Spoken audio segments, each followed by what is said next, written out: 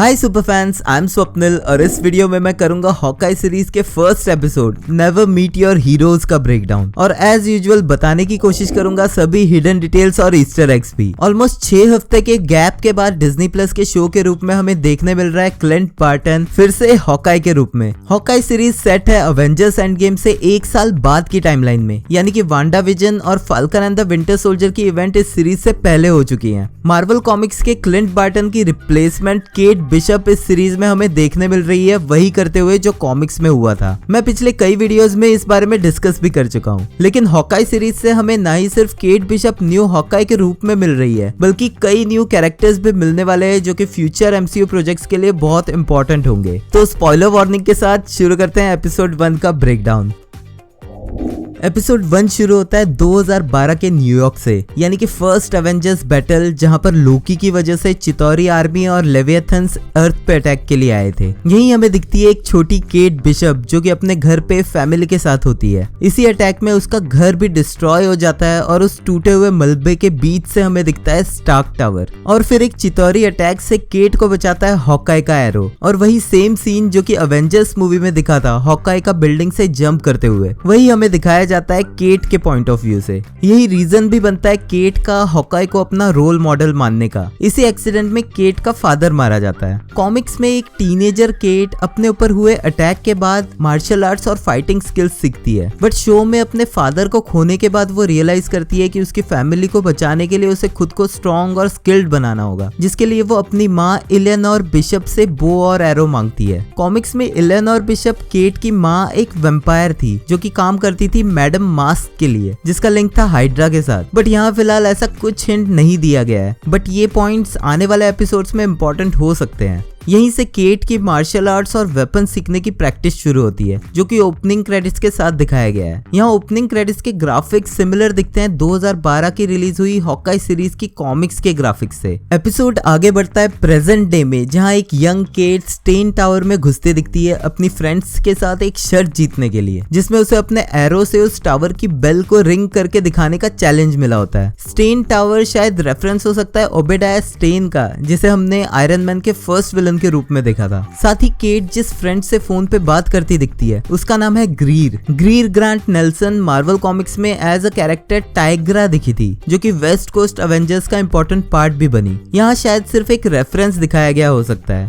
पहले तो केट एक नॉर्मल एरो यूज करके बेल रिंग करने की कोशिश करती है, जो कि वो फेल हो जाती है, और उसके बाद वो यूज करती है एक ट्रिक एरो जो कि फोर शैडो करता है हॉकाई के ट्रिक एरोस का, जो कि वो आगे यूज करेगी। इस ट्रिक एरो की मदद से वो बेल रिंग तो कर देती है, लेकिन साथ ही पूरा टावर भी गिरा देती है, जिसकी वजह से वो पकड़ी जाती है। और इसी के पैरेलल फाइनली हमें दिखता है क्लिंट बार्टन अपने तीनों बच्चों के साथ, जिन्हें हमने लास्ट टाइम देखा था अवेंजर्स एंड गेम में टोनी स्टार्क के फ्यूनरल के टाइम। और वो एक musical show Rogers the musical देखते हैं एक थिएटर में, जहां सभी ओजी अवेंजर्स यानी कि Tony Stark, Steve Rogers, Bruce Banner और हल्क, थॉर, नताशा रोमानोफ और क्लिंट बार्टन के अलावा एंटमैन भी दिखता है, जिसपे क्लिंट कहता भी है कि वो उस बैटल का पार्ट नहीं था। हो सकता है कि जब एंड गेम में अवेंजर्स टाइम ट्रेवल करके वापस 2012 के न्यूयॉर्क गए थे, वहीं किसी ने उसे देखा हो, जिस वजह से वो यहाँ इस म्यूजिकल शो में इंक्लूडेड दिखता है। कुछ ज्यादा ही सोच रहा हूँ मैं, पता है। I know.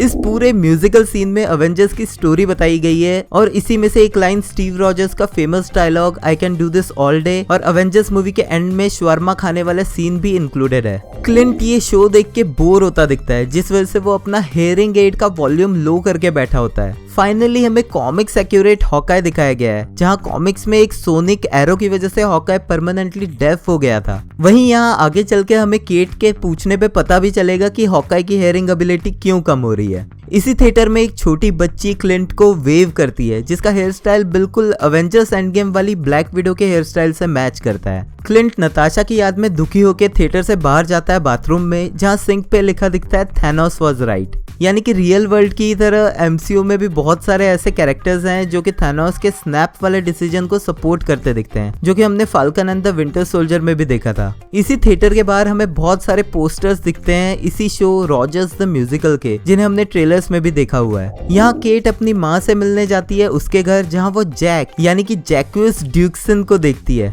यहीं पर हमें बहुत सारी तलवारें भी दिखती है। अब जैक का कैरेक्टर मार्वल कॉमिक्स में स्वॉर्ड्समैन के नाम से फेमस था। वो एक सर्कस का परफॉर्मर था जिसने कि खुद एक यंग क्लिंट को भी ट्रेन किया था। स्वॉर्ड्समैन बाद में इवल कैरेक्टर में चेंज हो गया जिसने पैसों के लिए मैंडरीन के साथ भी काम किया और ये स्वॉर्ड्स और आगे चल के उसकी फेंसिंग फाइट्स में स्किल्स भी दिखती है, जो कि यह हाईलाइट करके देती है कि जैक आने वाले एपिसोड्स में विलन के रूप में दिखने वाला है। यहाँ क्लिंट बच्चों के साथ डिनर करता है और उसकी वाइफ लॉरा यहाँ उनके साथ नहीं होती और उनके फोन कन्वर्सेशन से हमें पता चलता है कि क्रिसमस को अभी 6 दिन है और क्लिंट प्रॉमिस करता है कि क्रिसमस के दिन वो सब साथ में होंगे। केट ना चाहते हुए भी अपनी माँ और जैक की पार्टी में जाती है जहाँ उसे मिलता है अरमान डुक्वेंस, जो उसे बताता है कि उसकी माँ और जैक एंगेज्ड हैं और जल्दी ही शादी करने वाले हैं। कॉमिक्स में अरमान डुक्वेंस जैक का फादर था, बट यहाँ वो जैक का अंकल दिखाया गया है। यहीं पर फर्स्ट टाइम हमें लक्की द पिज्जा डॉग दिखाया गया है। ऑल्दो लक्की की बैक स्टोरी नहीं दिखाई गई अभी तक, बट कॉमिक्स की तरह उसकी एक आंख नहीं है और आगे चल के केट उसे पिज्जा डॉग कह के भी बुलाती है। कॉमिक्स में लकी एक्चुअल में ड्रैकुला गैंग का डॉग था जिसने हॉकाई को बचाने के लिए अपनी गैंग के लोगों पे अटैक किया, जिसके बाद उन्होंने उसे पीट के मरने के लिए छोड़ दिया था, बट क्लिंट बार्टन ने ही उसे बचाया था। यहाँ आगे चल के केट भी लकी को बचाते हुए दिखती है।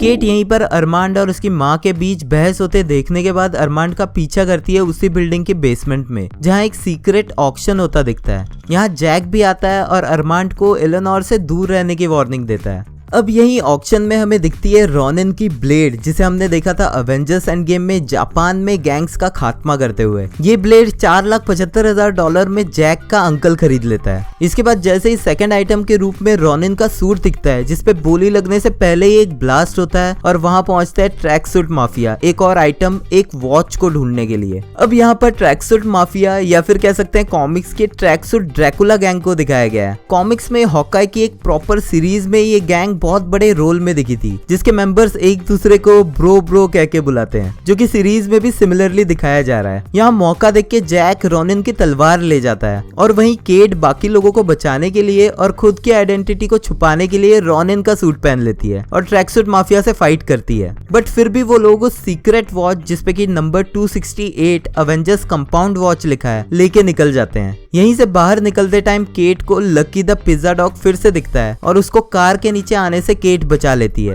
यहाँ क्लिंट अपने बच्चों को लेके अपने अपार्टमेंट में वापस आ चुका होता है और न्यूज में वो रॉनिन के अटैक के बारे में देखता है, जहाँ फिर से हमें फ्लैशबैक के थ्रू दिखाया जाता है क्लिंट के थ्रू अवेंजर्स एंड गेम की इवेंट्स को, जहाँ उसी ने रॉनिन की कॉस्ट्यूम पहन के मुजरिमों को मारा था। यहीं एक और इम्पोर्टेंट बात रिवील होती है कि एमसीयू वर्ल्ड में शायद कुछ सिलेक्टेड अवेंजर्स के अलावा किसी को नहीं पता कि क्लिंट ही रॉनिन है। कॉमिक्स में तो एक्चुअल में माया लोपेज यानी कि इसी सीरीज में आगे दिखने वाली एक कैरेक्टर एको ने सबसे पहले ये नाम रॉनिन यूज किया था। माया और क्लिंट के अलावा एलेक्सी शोत्सकोव यानी कि रेड गार्डियन, एरिक ब्रुक्स यानी कि ब्लेड और बुलजाई भी ये नाम रॉनिन यूज कर चुके हैं। अब केट लकी को बचाने के बाद उसे अपने साथ अपने अपार्टमेंट ले जाती है और क्योंकि उसके पास पिज्जा के अलावा कुछ खाने के लिए नहीं होता तो वो उसे वही खिला देती है, जो कि कॉमिक्स के उसके नाम लकी द पिज्जा डॉग को कंप्लीट करता है। केट लकी को अपने अपार्टमेंट में लॉक करके जाती है अरमांड के घर, ये पता लगाने की आखिर उस ऑक्शन में क्या हो रहा था। यही वो नोटिस करती है एक बटरस्कॉच टॉफी, जो कि आगे चल के एपिसोड 2 में इंपॉर्टेंट होने वाली है, तो यही याद रखिएगा। केट को यही दिखती है अरमांड की बॉडी जिसे किसी शार्प वेपन से मारा गया है। वहां से बाहर निकल के भागती केट पे अटैक करते हैं ट्रैक सूट माफिया, उसे ही रियल रॉनिन समझकर।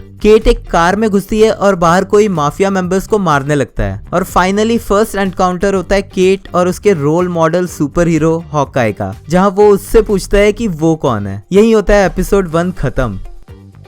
अगर इस एपिसोड का ब्रेकडाउन मैं पहले करता तो शायद बहुत सारी गेस गेम होती जो यहाँ डिस्कस कर सकता था, बट क्योंकि ऑलरेडी सेकंड एपिसोड और अब थर्ड एपिसोड भी आ चुका होगा तो without wasting any more time मिलते हैं सीधे सेकंड एपिसोड के ब्रेकडाउन में। अगर इस एपिसोड में आपने कुछ ऐसा हिडन डिटेल नोटिस किया है जो मैंने मिस कर दिया था या फिर कोई क्वेश्चन है तो कमेंट्स में लिख के बताना, मैं हर कमेंट का रिप्लाई करने का ट्राई जरूर करता हूँ। अगर आपको वीडियो पसंद आया है तो प्लीज लाइक कर देना क्योंकि वो एकदम फ्री है। Thank you for watching this video, मिलते हैं नेक्स्ट वीडियो में।